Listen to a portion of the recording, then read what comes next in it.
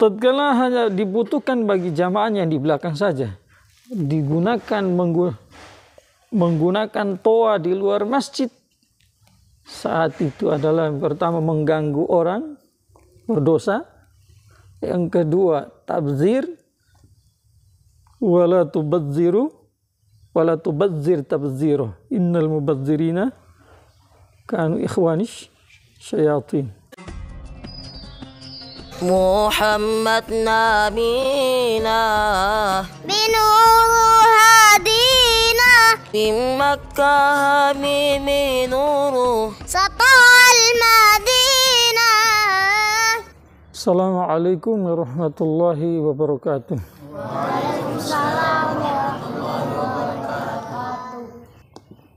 Rabbi zidni ilma warzuqni fahma, amma ba'd.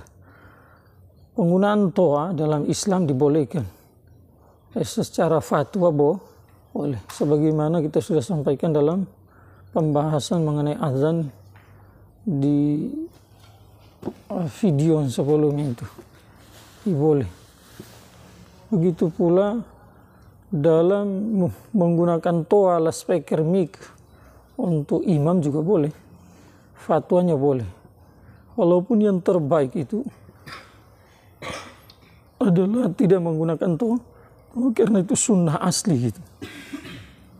Cuma perlu diperhatikan dalam menggunakan toa saat menjadi imam, maka para muazzin, kemudian para imam, para ta'mir harus memperhatikan jangan sampai suara mic, suara toa keluar dari masjid. Kenapa? Kalau keluar dari masjid, sementara di situ tidak ada hajat, yang berikutnya masjid saling berdekatan, maka bisa mengganggu konsentrasi orang yang sholat di masjid tetangga. Kalau mengganggu konsentrasi orang yang sholat di masjid tetangga itu, sebab ada yang menggunakan toa luar, maka jelas-jelas orang yang membaca Al-Quran di saat jadi imam tadi itu dalam sholat, bukan pahala dia dapat, tapi dosa itu. Paham ya? Saya kasih contoh supaya kamu jelas. Ada orang sholat, Allahu Akbar, sholat. Satu orang di dekatnya lagi membaca Al-Quran, membaca Al-Quran. Maka orang yang membaca Al-Quran ini kan bagus, orang yang sholat juga bagus. Saat itu apa perintah dari Allah untuk orang yang sedang membaca Quran? Perintahnya adalah baca dengan suara yang sirri, pelan, tidak boleh keras. Kenapa? Kalau keras mengganggu konsentrasi orang yang sholat. Kalau orang ini melanggar itu, terus orang yang sedang sholat ini terganggu sholatnya, yang membaca Al-Quran bukan pahala dia dapat, tapi dosa. Paham ya? Sama seperti itu, kita punya masjid ini kan berdekatan. Rata-rata alhamdulillah ini satu karunia besar, bukan satu bencana. Satu karunia bagi kita warga negara Indonesia, hampir setiap RT yang berdekatan ada masjid. Seminim-minimnya adalah satu kelurahan.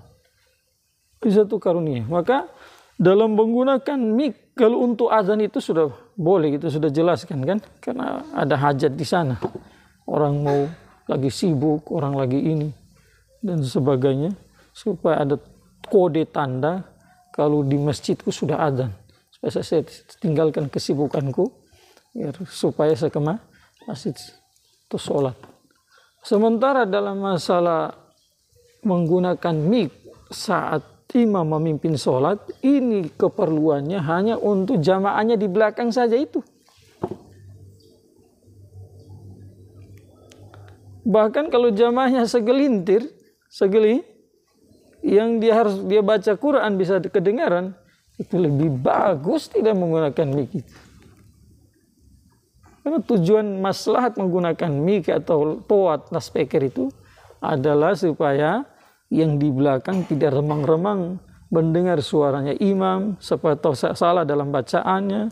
Yang kedua, saat dia takbir, supaya jangan sampai mereka itu terjadi keraguan-raguan, imam sudah takbir atau belum, dan lain sebagainya, itu maslahat.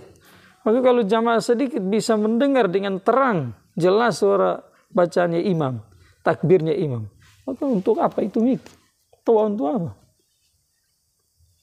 Untuk bisa jadi dalam penggunaan mic saat itu karena tidak dibutuhkan hanya buang-buang strom masjid yang biaya listrik itu dipakai dengan uang masjid, bisa jadi bukan pahala tapi dosa. Maka tatkala hanya dibutuhkan bagi jamaahnya yang di belakang saja, digunakan menggunakan toa di luar masjid, saat itu adalah yang pertama mengganggu orang, berdosa.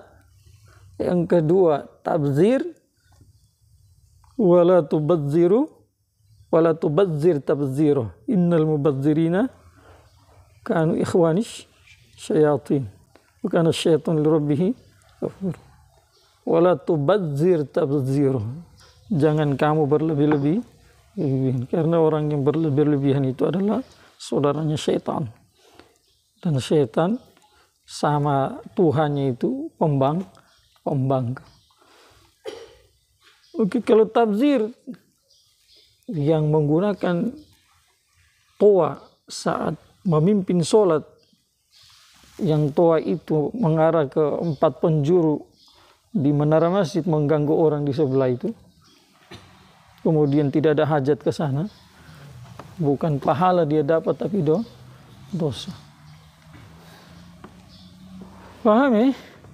Makanya ini karena kejadian sudah banyak gitu, maka terpaksa kita harus buat ini video. Berharap apa yang kita sampaikan ini bisa dinonton, dilihat dan diresapi. Bukan kami ini berbicara semau dewe gitu. Tetapi di sini ada dasarnya itu. Ada dasarnya. Kita berharap lewat sholat kita, baik imam maupun makmum, baik muadzin, lewat sholat kita dapat pahala, dapat apa yang dijanjikan oleh Allah, kita dapat kewajiban kita juga sudah tertunai. Tetapi tidak ada satu di antara kita yang berharap dengan lewat sholat saya dapat dosa. Tidak. Makanya hal sepele nampaknya hal sepele, tetapi kalau tidak diperhatikan, nanti lewat sholat kita bukan manfaat yang kita dapat, tetapi dapat dosa, dapat mudarat, dan dapat bukan dampak positif, tapi dampak negatif. Jelas ya? Maka lewat video ini kami ajak para imam, para muadzin, para ta'wir masjid, tolong diperhatikan perkara ini, agar supaya sholat kita itu betul-betul bermanfaat bagi kita di dunia dan akhirat, bukan menjadi sebab mudarat bagi kita di dunia dan akhirat, bukan jadi sebab kita dapat dosa di dunia dan akhirat itu. Semoga bermanfaat. Subhanallah.